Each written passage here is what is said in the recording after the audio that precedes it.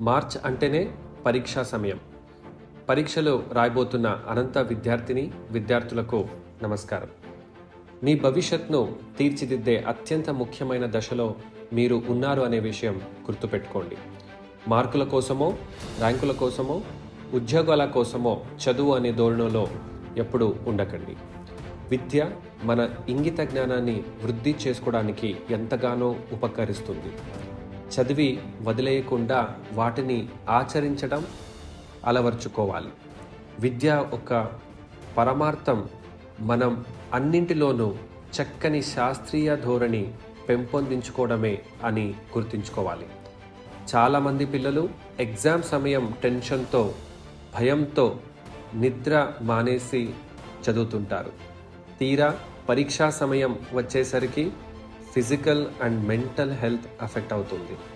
దానివల్ల ఎగ్జామ్స్ సరిగా రాయలేరు. అందుకే స్ట్రెస్ అనేది ఉండకూడదు.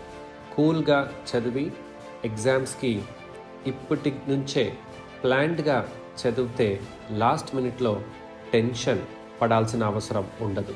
మీ శ్రమకి తగిన ఫలితం ఖచ్చితంగా వస్తుంది.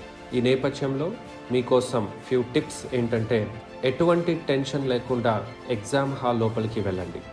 క్వశ్చన్ పేపర్ని బాగా చదవండి. క్వశ్చన్స్ ఎన్ని వచ్చు, ఎన్ని రావు అని చూసుకోండి.